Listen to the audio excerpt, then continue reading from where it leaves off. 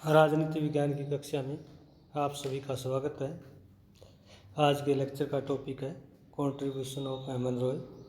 एमन रॉय का योगदान भारतीय राजनीतिक चिंतन में एमन रॉय की भूमिका। यह टॉपिक बी सेकेंड ईयर के fourth same second option Indian political thinker से लिया गया है। तो आज के टॉपिक में हम डिस्कस करेंगे एमन रॉय का भारतीय राजनीतिक चिंतन में योगदान, भारतीय राजनीतिक चिंतन में उनकी भूमिका।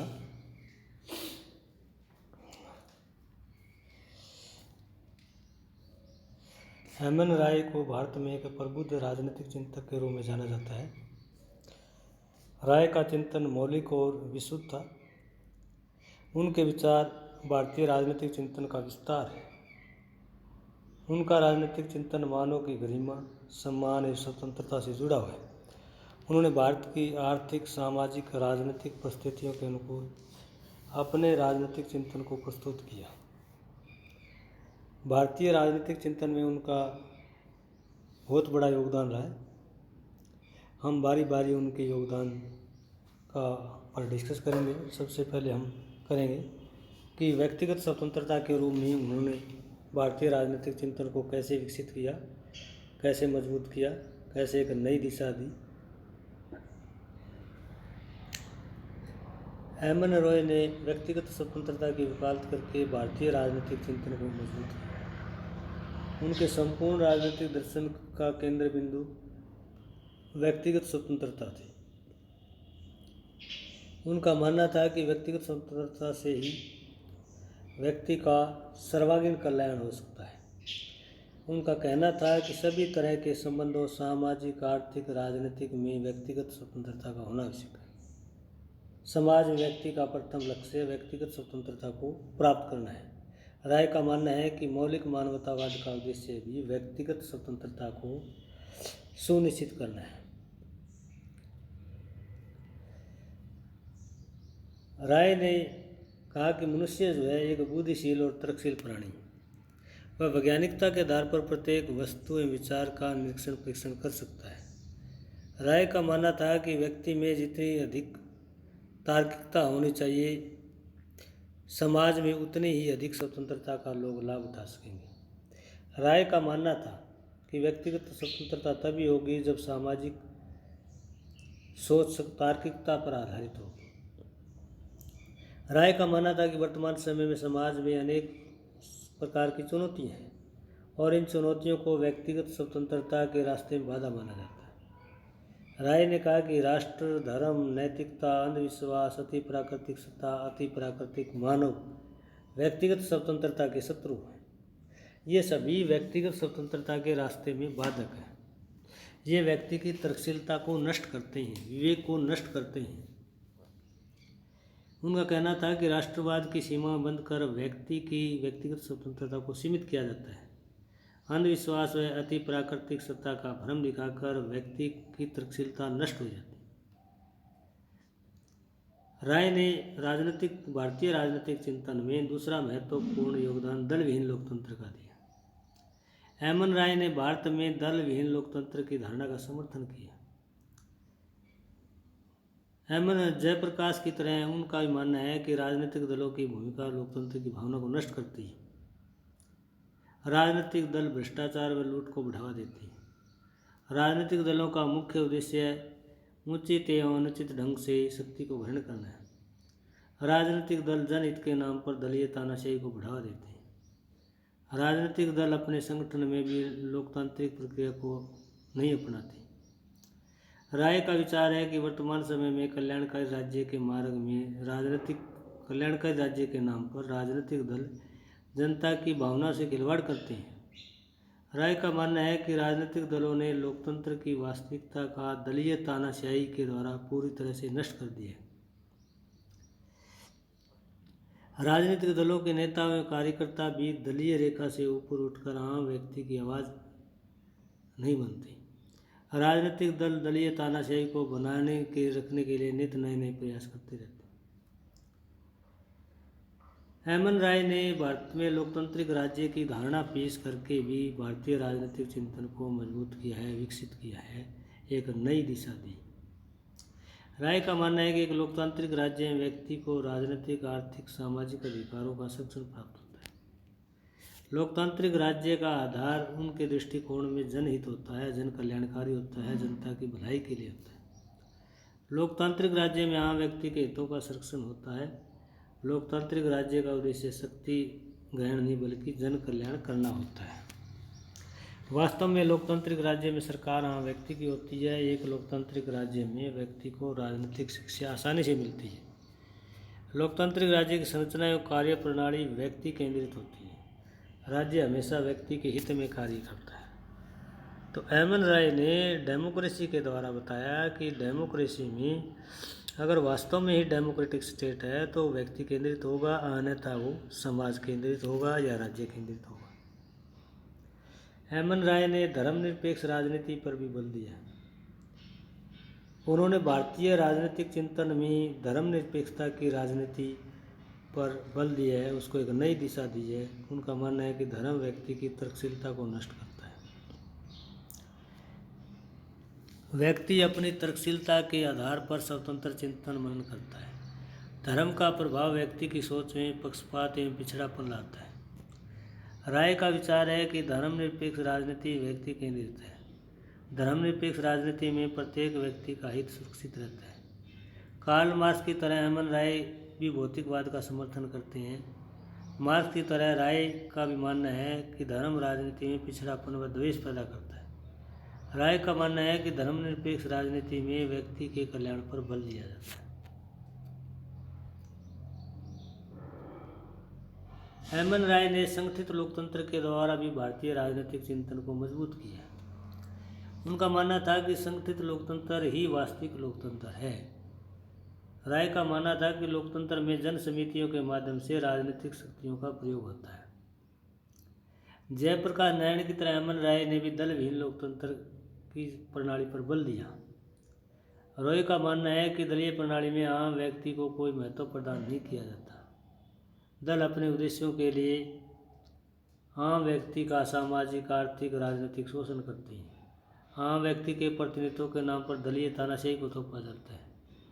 एमन रॉय का मानना है कि देश में जन प्रभुसत्ता के लिए संगठित लोकतंत्र का होना आवश्यक है। जन प्रभुसत्ता का अभिप्राय है जनता की आवाज़, जनता का शासन, जनता की सर्वोच्च इच्छा। एमन राय ने संगठित लोकतंत्र की सफलता के लिए कुछ आवश्यकताएं बताई है। उनका मानना था कि संगठित लोकतंत्र तभी सफल हो सकता है जब समाज में अधिकाधिक लोग बौद्धिक हों, उनका सांस्कृतिक स्तर भी ऊंचा हो। उनका कहना था कि कोई भी चुनाव तब तक सफल नहीं होता जब तक कि संपूर्ण समाज में बौद्धिक स्तर ऊंचा न हो। यानी जो व्यक्ति तर्कशील है, जो व्यक्ति विवेक के आधार पर, तर्क के आधार पर हर तरह की चीज़ों में, घटनाओं में विश्वास करते हैं, वे व्यक्ति साइंटिफिक आधार पर अपना नेचर बनाते हैं और ऐसे व्यक्ति ही लोकतंत्र को जो सफल बना सकते हैं। जो राजनीति में धर्म, पाखंड, अंधविश्वास, आडंबर, कुटिलता को ज़्यादा महत्व देते हैं, वो वास्तविक लोकतंत्र की स्थापना नहीं कर सकते। एमन राय ने व्यक्तिगत राजनीति पर बल दिया है, व्यक्ति केंद्रित राजनीति पर बल दिया है। मैन सेंटर्ड पॉलिटिक्स होनी चाहिए, पार्टी सेंटर्ड पॉलिटिक्स नहीं होनी चाहिए। एमन राय ने परंपरागत दलीय राजनीति का कड़ा विरोध किया है। उनका मानना था कि दलीय राजनीति दलीय हितों को प्रमुखता देती है। दलीय राजनीति में उचित अनुचित रूप से शक्ति को ग्रहण किया जाता है। उनका विचार था कि राजनीतिक परिवर्तन के लिए व्यक्ति की केंद्रीय आवश्यकता है। व्यक्ति केंद्रित राजनीति की आवश्यकता है। व्यक्ति केंद्रित राजनीति में मानवीय आधार पर सामाजिक, आर्थिक, राजनीतिक समस्याओं का समाधान खोजना। राय का विचार है कि मानव केंद्रित राजनीति में व्यक्ति को बिना राजनीतिक प्रतिनिधित्व के निर्णय निर्माण प्रक्रिया में भाग लेने का अधिकार होता है। एमन रॉय का मानना है कि व्यक्ति केंद्रित राजनीति ही मौलिक लोकतंत्र है, जिसमें प्रत्येक व्यक्ति को व्यक्तिगत स्वतंत्रता प्राप्त होती है। राय ने रेडिकल डेमोक्रेटिक पार्टी की नीतियों में लोगों को मौलिक लोकतंत्र के बारे में बताया।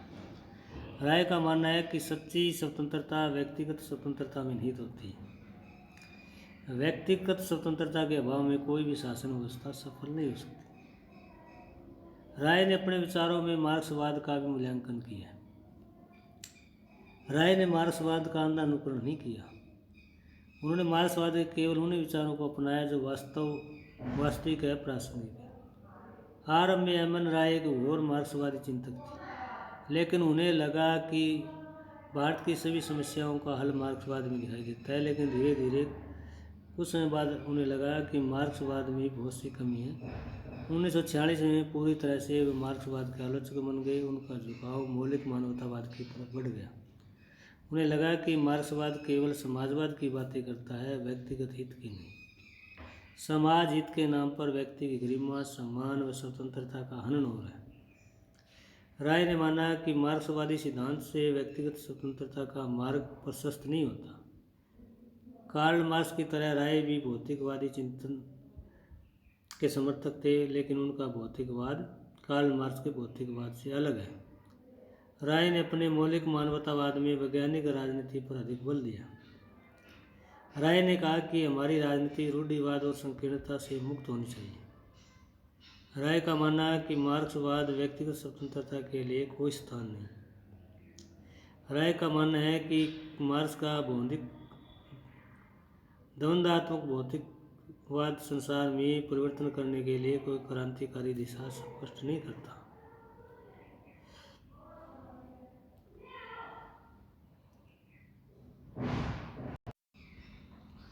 राय ने मनुष्य की सर्वोच्चता में विचार किया। Believe in the man supremacy. M N Roy ने मनुष्य को सर्वोच्च मानकर भारतीय राजनीतिक चिंतन में एक महत्वपूर्ण योगदान दिया। वे मनुष्य की सर्वोच्चता में विश्वास करते थे। हेमन राय प्रोटागोरस के इस विचार कि मनुष्य सभी वस्तुओं का मापदंड है, man is measure of all things, का पूरी तरह से समर्थन करते हैं। राय का भी विचार है कि प्रकृति में सभी चीज़ें मनुष्य के इर्द गिर्द घूमती हैं। मनुष्य ही प्रत्येक वस्तु का केंद्र बिंदु है। मनुष्य का अस्तित्व में किसी भी वस्तु का कोई महत्व नहीं है। मनुष्य के अस्तित्व में किसी अन्य वस्तु का कोई महत्व नहीं है। राय मानते हैं कि मनुष्य ही समाज एवं राज्य का निर्माण करते हैं। राज्य एवं समाज मनुष्य का निर्माण नहीं कर सकते। समाज और राज्य व्यक्ति के लिए है, व्यक्ति समाज और राज्य के लिए नहीं।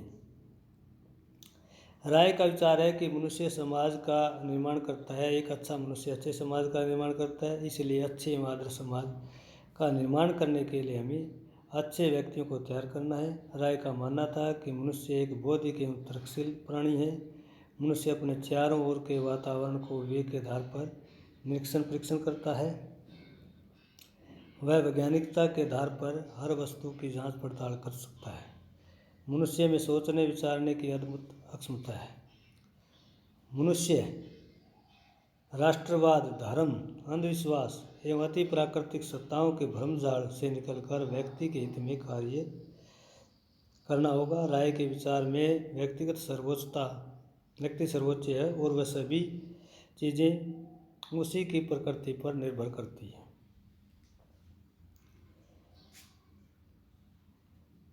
राय ने भारतीय राजनीतिक चिंतन में एक बड़ा योगदान जो है वो सामाजिक क्रांति की धारणा के द्वारा दिया है। Concept of social revolution. M N Roy ने सामाजिक क्रांति का विचार प्रस्तुत करके भारतीय राजनीतिक चिंतन को संवर्धित किया है।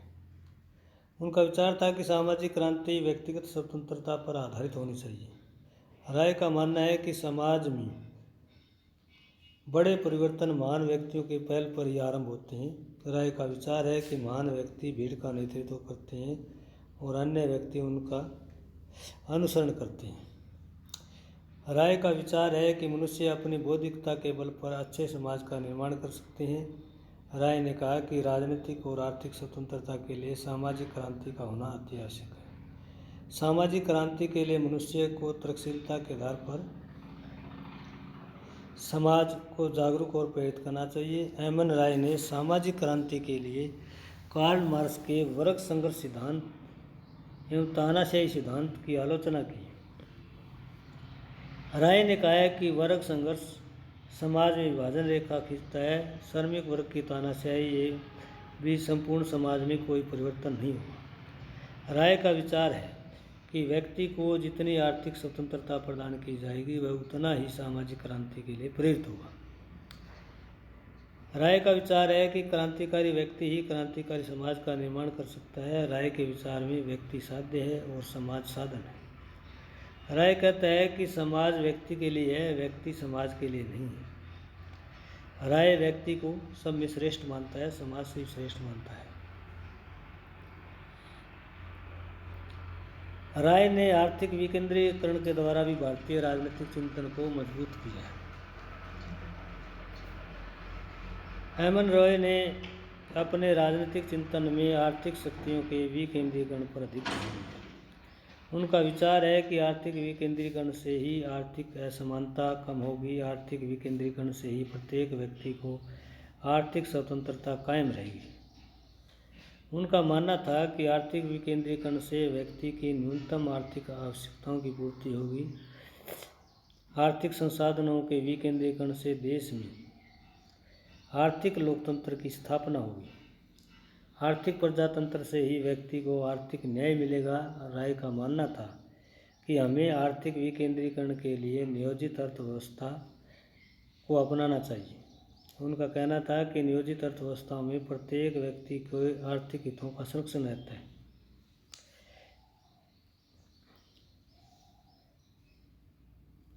राय ने अपने राजनीतिक चिंतन में मॉडल कॉन्स्टिट्यूशन का विचार दिया है। राय का मानना था कि मॉडल कॉन्स्टिट्यूशन के द्वारा भारत में वास्तविक लोकतंत्र को स्थापित किया जा सकता है। तो भारतीय राजनीतिक चिंतन में एमन रॉय ने एक नई धारणा दी मॉडल कॉन्स्टिट्यूशन की। इससे भारतीय संविधान को एक नई दिशा मिली है। एमन रॉय ने कहा कि इस मॉडल संविधान में आम व्यक्ति के पास पर्याप्त अधिकार होने चाहिए ताकि वे किसी भी राजनीतिक इकाई को संशोधित एवं परिवर्तित कर सकें। राय ने कहा कि व्यक्तियों को गांव, कस्बों व शहरों में जन समितियों के माध्यम से संप्रभु शक्ति का प्रयोग करना चाहिए। उनका विचार था कि मॉडल संविधान में लोगों के सामाजिक व राजनीतिक अधिकारों के साथ साथ आर्थिक अधिकारों को भी शामिल करना चाहिए। राय का कहना था कि इस मॉडल से संविधान में अल्पसंख्यकों के अधिकारों की रक्षा के लिए आनुपातिक प्रतिनिधित्व प्रणाली को शामिल किया जाए। उन्होंने कहा कि देश में भाषाई व सांस्कृतिक समानता के आधार पर प्रांतों का गठन किया जाए। उन्होंने संगठित लोकतंत्र में संघीय स्वरूप वाली सरकार के गठन पर बल दिया जिसमें जनता के लिए जनमत संग्रह और रिकॉल की व्यवस्था हो। राय का विचार था कि इस तरह का मॉडल संविधान भारत के प्रत्येक व्यक्ति के हित में कार्य करेगा। राय ने मौलिक मानवतावाद के द्वारा भी भारतीय राजनीतिक चिंतन को विकसित किया है। ये उनके एक राजनीतिक चिंतन में महत्वपूर्ण भूमिका रही है। राय का विचार है कि मानवतावाद का विचार नया नहीं है। इससे पूर्व भी बहुत से मानवतावादी चिंतक हुए हैं जिन्होंने अपने अपने दृष्टिकोण से मानवतावादी चिंतन प्रस्तुत किए। राय का कहना है कि उनका मानववाद नव मानववाद है, यह पूर्ववर्ती मानवतावादी चिंतकों से अलग है। राय का कहना था कि पूर्ववर्ती जितने भी मानव चिंतक हुए,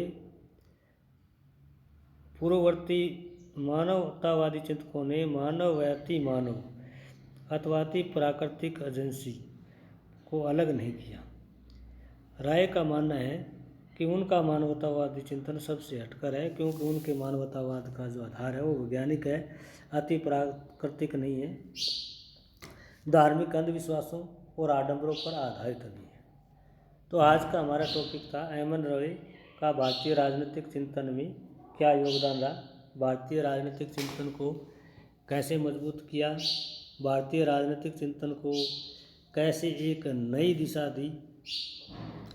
एमन रॉय ने संगठित लोकतंत्र पर, एमन रॉय ने व्यक्ति केंद्रित राजनीति पर, मॉडल संविधान पर, दल विहीन राजनीति पर, व्यक्ति को साध्य मान करके व्यक्ति केंद्रित राजनीति में उन्होंने माना कि व्यक्ति ही संसार की समस्त शक्तियों का केंद्र है, संसार की समस्त रचनाओं का आधार है। व्यक्ति से समाज बनता है, राष्ट्र बनता है, न कि समाज से, राष्ट्र से व्यक्ति बनता है। उनके विचार में अच्छा व्यक्ति अच्छे समाज का निर्माण कर सकता है।